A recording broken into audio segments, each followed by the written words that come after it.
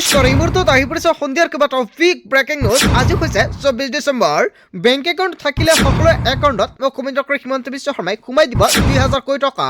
অসমৰ মুখ্যমন্ত্ৰী ডক্টৰ হিমন্ত বিশ্ব শৰ্মাই ৰাজ্যৰ লাখ লাখ মহিলাৰ বাবে ভাল খবৰ দিছে। অৰুণোদয়ৰ প্ৰতিজন হিতাধিকাৰী একাউণ্টত ১২৫০ টকাৰ পৰিৱৰ্তে ৩১০০ টকা সোমাব পাৰে। PM কিষাণৰ ২২ কিস্তিক লৈ ডাঙৰ খবৰ দিছে চৰকাৰে। নতুন বছৰৰ মাজতে কোটি কোটি কৃষকৰ একাউণ্টত সোমাব টকা। আত্মসহায়ক প্ৰতিজন মহিলাই ১০,০০০ টকা পালেনে? যদি এতিয়ালৈকে টকা পোৱা নাই, ভাল খবৰ। চৰকাৰী কৰৰ বাবে আবেদন কৰা প্ৰতিজন হিতাধিকাৰী একাউণ্টত চৰকাৰী কৰৰ টকা সোমাব। যদি আপোনাৰ ৰেচন কাৰ্ড আছে, আপোনাৰ বাবে কেইবাটাও নতুন নিয়ম সলনি হৈছে। লগতে কেইবাটাও ৰাজনৈতিক খবৰৰ লগতে অৰাজনৈতিক খবৰ যুগুত কৰা হৈছে আজিৰ দিনটোত। গোটেই অসম তথা ভাৰতৰ বিভিন্ন প্ৰান্তৰ পৰা যুগুত হৈছে কেইবাটাও ডাঙৰ খবৰ। এনেবোৰ খবৰটো পাই থাকিবলৈ চেনেলটি ছাবস্ক্ৰাইব কৰি ভিডিঅ'ৰ এটা লাইক কৰিবলৈ নাপাহৰিব। আজিৰ আমাৰ প্ৰথম খুবেই গুৰুত্বপূৰ্ণ খবৰ হৈছে অসমবাসীৰ বাবে এটা ডাঙৰ খবৰ। ৰাজ্যৰ লাখ লাখ মহিলাৰ বাবে আহি গ'ল ডাঙৰ খবৰ। মাত্ৰ ৩০০ টকাতে পাব ৰন্ধন গেছ। এটা মাত্ৰ কাম কৰিলে পাব আপুনি ৰন্ধন গেছৰ চিলিণ্ডাৰ। ২০ লাখ পৰিয়ালে লাভ কৰিব এই বৃহৎ সুবিধা। মুখ্যমন্ত্ৰী সুলভ আঁচনিৰ জৰিয়তে লাভ কৰিব এই বিশেষ সুবিধা। লাখ লাখ অনাদায় হিতাধিকাৰীৰ বাবে ৰাজ্য চৰকাৰে দিছে এই সুবিধা। পূৰণ কৰক মুখ্যমন্ত্ৰী সুলভ আঁচনিৰ প্ৰপত্ৰ। আজি সংগ্ৰহ কৰি পূৰণ কৰক এই প্ৰপত্ৰ। এই প্ৰপত্ৰ পূৰণ কৰি জমা দিলে লাভ কৰিব ২৫০ টকাৰ ৰাজসাহায্য। প্ৰতিটো ৰন্ধন গেছৰ চিলিণ্ডাৰত অৰুণোদয়ৰ হিতাধিকাৰী পৰিয়ালে লাভ কৰিব ৰাজসাহায্য। ৰেচন কাৰ্ড থকা প্ৰতিটো পৰিয়ালে লাভ কৰিব এই সুবিধা। ইয়াৰ বাবে আপোনাৰ আধাৰ কাৰ্ডৰ নম্বৰটো সন্নিৱিষ্ট কৰিব লাগিব। পঞ্জীভুক্ত মোবাইল নম্বৰ দিব লাগিব। অৰুণোদয় হিতাধিকাৰীৰ নাম আৰু অৰুণোদয় ID শুদ্ধভাৱে দিব লাগিব। প্ৰপত্ৰ পূৰণ কৰি দিলে আপুনি লাভ কৰিব ২৫০ টকাৰ ৰাজসাহায্য। অতি শীঘ্ৰে আপুনি ফৰ্মটো ফিল আপ কৰক। প্ৰপত্ৰটো আপুনি পঞ্চায়তৰ পৰা ল'ব পাৰিব। পলম নকৰি আজি আপুনি সংগ্ৰহ কৰক এই প্ৰপত্ৰ আৰু 10 জানুৱাৰীৰ পূৰ্বে এই প্ৰপত্ৰটো আপুনি ফিল আপ কৰিব লাগিব। অন্যথা ইয়াৰ পিছত আপুনি এই সুবিধা নাপাব, বঞ্চিত হ'ব। অসমৰ মুখ্যমন্ত্ৰী ডক্টৰ হিমন্ত বিশ্ব শৰ্মাই কৰিছে বৃহৎ ঘোষণা। তাৰ পিছত অসমবাসী ৰাজুক জনাইছো আমাৰ পৰৱৰ্তী খুবেই গুৰুত্বপূৰ্ণ খবৰ। লগতে ডাঙৰ খবৰ BTC-বাসীৰ বাবে ডাঙৰ খবৰ আহি পৰিছে। শীঘ্ৰে BTC-ৰ LP আৰু UP স্কুলত দিয়া হ'ব শিক্ষকৰ নিযুক্তি। ৯৮৪টা পদত দিয়া হ'ব নিযুক্তি। ২২ জানুৱাৰীত নিযুক্তি দিয়া হ'ব শিক্ষক পদৰ। নতুন বছৰতে কেইবাটাও ভাল খবৰ আহিব। নিযুক্তিৰ বাবে অসম চৰকাৰৰ পৰা লাভ কৰা হৈছে SIU এপ্ৰুভেল। ইয়াৰ বাবে গঠন কৰা হৈছে বিশেষ কমিটি। আনহাতে শীঘ্ৰে গ্ৰেজুৱেট আৰু পোষ্ট গ্ৰেজুৱেট শিক্ষক পদৰ বাবে মুকলি হ'ব বিজ্ঞাপন। ৯০১টা পদত দিয়া হ'ব নিযুক্তি। BTC-ৰ শিক্ষা বিভাগৰ দায়িত্বত থকা ৰবিৰাম নাৰ্জাৰীৰ ডাঙৰ ঘোষণা হয়। এটা বিগ ব্ৰেকিং নিউজ আহি পৰিছে। নতুন বছৰৰ মাজতে BTC-বাসীয়ে লাভ কৰিব কেইবাটাও ডাঙৰ উপহাৰ। তাৰ পিছত অসমবাসী ৰাজুক জনাইছো আমাৰ পৰৱৰ্তী খুবেই গুৰুত্বপূৰ্ণ খবৰ। লগতে ডাঙৰ খবৰ কৃষক দিৱসৰ দিনাই কোটি কোটি কৃষকৰ বাবে ভাল খবৰ আহি পৰিছে। নৱবৰ্ষতে প্ৰতিগৰাকী কৃষকৰ একাউণ্টত সোমাব ধনৰাশি। নৱবৰ্ষতে লাভ কৰিব PM কিষাণৰ ২২ কিস্তিৰ টকা। প্ৰতিগৰাকী কৃষকৰ একাউণ্টত সোমাব ২০০০ কোটি টকা। আপুনি সাজু হওক PM কিষাণৰ ২২ কিস্তিৰ ধন ল'বলৈ। নতুন নিয়মেৰে এইবাৰ দেশৰ কৃষকৰ একাউণ্টত জমা হ'ব ধনৰাশি। আজি কৰি লওক আপুনি KYC আপডেট। যিসকলে এতিয়ালৈকে KYC আপডেট কৰা নাই, অতি শীঘ্ৰে KYC আপডেট কৰক। অন্যথা আপোনাৰ একাউণ্টত PM কিষাণৰ টকা নাপাব। KYC আপডেট নকৰিলে লাভ নকৰিব PM কিষাণৰ ধন। PM কিষাণ আঁচনিৰ পৰা আপুনি বঞ্চিত হ'ব। জালিয়াতিৰে নাম সন্নিৱিষ্ট কৰা হাজাৰ হাজাৰ ভুৱা কৃষকৰ নাম কটা গৈছে তালিকাৰ পৰা। যদি আপুনি জালিয়াতিৰে PM কিষাণৰ টকা লৈ আছিলে, তেনে ক্ষেত্ৰত আপোনাৰ বাবে ডাঙৰ বিপদ। কিয়নো আপুনি কিমানটা কিস্তি লাভ কৰিছিলে আৰু সেই কিস্তিকেইটা ঘূৰাই দিব লাগিব চৰকাৰক। PM কিষাণৰ ২২ কিস্তিৰ ধন পাবলৈ সাজু হওক প্ৰকৃত কৃষকসকল। মুকলি কৰা হৈছে হেল্পলাইন নম্বৰ। যদি কৃষকৰ কিবা অসুবিধা হয়, দিব পাৰিব অভিযোগ অন 55261। এইটো নম্বৰ ছেভ কৰি ৰাখক আপোনাৰ মোবাইল ফোনত। তাৰ পিছত অসমবাসী ৰাজুক জনাইছো আমাৰ পৰৱৰ্তী খুবেই গুৰুত্বপূৰ্ণ খবৰ। লগতে ডাঙৰ খবৰ বাংলাদেশক লৈ পুনৰ মুখ্যমন্ত্ৰী ডক্টৰ হিমন্ত বিশ্ব শৰ্মাৰ ডাঙৰ মন্তব্য। অসমত ৪০% বাংলাদেশী ইতিমধ্যে আছে আৰু 10% পাৰিলে আমি নিজে নিজে অন্তৰ্ভুক্ত হৈ যাম। অসমৰ মুখ্যমন্ত্ৰী ডক্টৰ হিমন্ত বিশ্ব শৰ্মাৰ বৃহৎ ঘোষণা। অসমত ভয়াৱহ ৰূপে বাংলাদেশৰ আগ্ৰাসন হৈছে। এই আগ্ৰাসন খিলঞ্জীৰ বাবে চিন্তনীয় বিষয়। বাংলাদেশত হিন্দু যুৱকক আক্ৰমণৰ ঘটনা অত্যন্ত দুৰ্ভাগ্যজনক। উত্তৰ পূৰ্বাঞ্চলক বাংলাদেশত অন্তৰ্ভুক্ত কৰিম বুলি বাৰে বাৰে কৈ আছে। ৭১ৰ আগত হওক বা পিছত হওক লাখে লাখে বাংলাদেশী আছে। ইয়াৰ বাবে বিজেপি জাতি মাটিৰ ভেটিৰ কথা কৈ আছে। বাংলাদেশীক লৈ অসমৰ মুখ্যমন্ত্ৰী হিমন্ত বিশ্ব শৰ্মাই যিটো মন্তব্য কৰিছে, জনতাই কি ক'ব? যদি জনতাৰ কিবা মন্তব্য কৰিব লগা থাকে আপোনালোকৰ মন্তব্যটো নিশ্চয় কমেণ্ট কৰি জনাই দিব। তাৰপিছত অসমবাসী ৰাজুক জনাইছো আমাৰ পৰৱৰ্তী খুবেই গুৰুত্বপূৰ্ণ খবৰ, লগতে ডাঙৰ খবৰ। আকৌ সন্তোষজনক বাংলাদেশীৰ দপদপনি।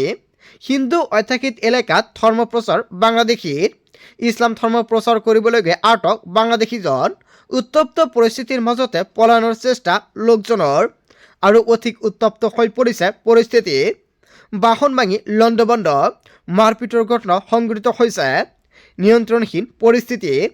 আৰক্ষীও CRPFৰ সহযোগত নিয়ন্ত্ৰণ পৰিস্থিতি।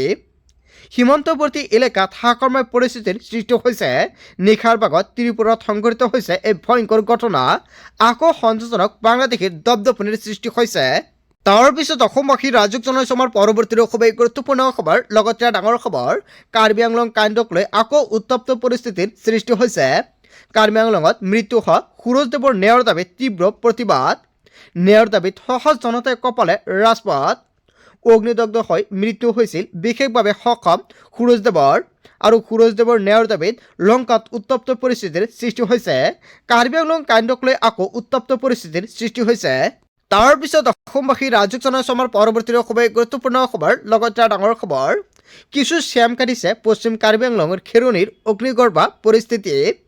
খেৰণী অঞ্চলত নিয়োজিত কৰা হৈছে ৰেপিড' একশ্যন ফ'ৰ্চ। আৰু আৰক্ষী জিলা প্ৰশাসনৰ তীক্ষ্ণ নিৰীক্ষণত আছে সমগ্ৰ অঞ্চল। যান বাহনতো তন্নতন্নকৈ তালাচী আৰক্ষী প্ৰশাসনৰ।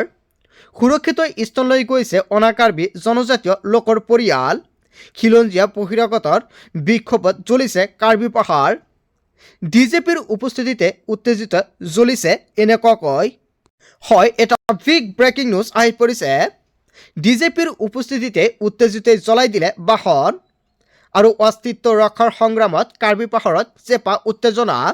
শিক্ষামন্ত্ৰী আৰু ডিজেপিৰে আলোচনা ব্যৰ্থতাৰ পাছতে উত্তপ্ত পৰিস্থিতি।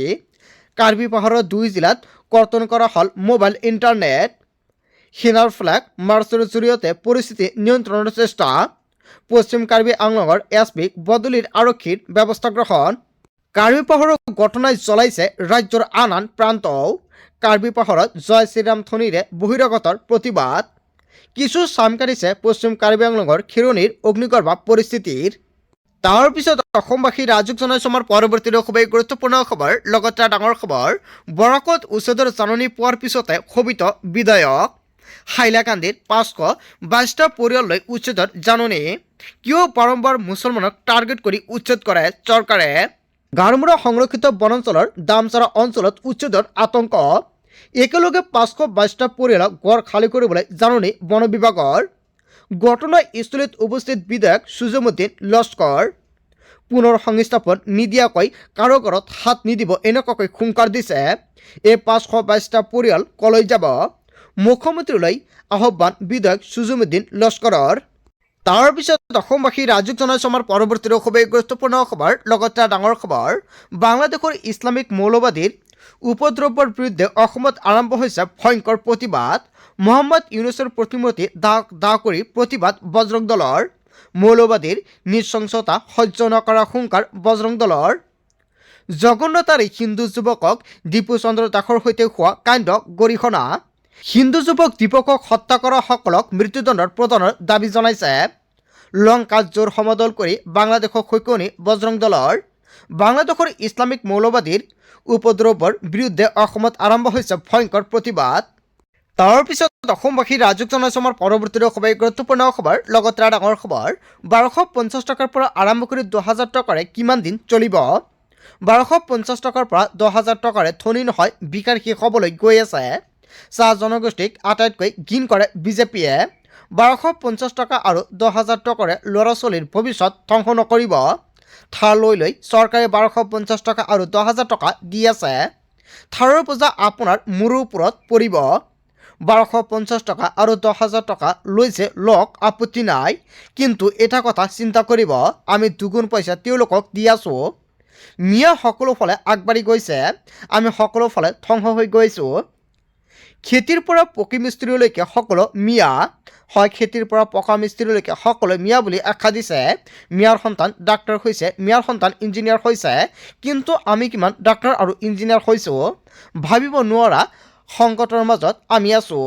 সদায় মনৰ কথা শুনক, সৰ্বশক্তিমান হৈছে মন। মুখ্যমন্ত্ৰী হিমন্ত বিশ্ব শৰ্মাক কোনো বিশ্বাস নকৰিব। বিজেপিৰ বিৰুদ্ধে আক্ৰমণাত্মক ৰূপত ৰাজেন গোহাঁই। হয়, গোটেই অসম তথা ভাৰতৰ বিভিন্ন প্ৰান্তৰ পৰা যুগুত হৈছে কেইবাটাও ডাঙৰ খবৰ। এনেবোৰ খবৰ নিতৌ পাই থাকিবলৈ চেনেলটি ছাবস্ক্ৰাইব কৰি ভিডিঅ'ত এটা লাইক কৰিবলৈ নাপাহৰিব। চ' থেংক ইউ ফৰ ৱাচিং ফুল ভিডিঅ'।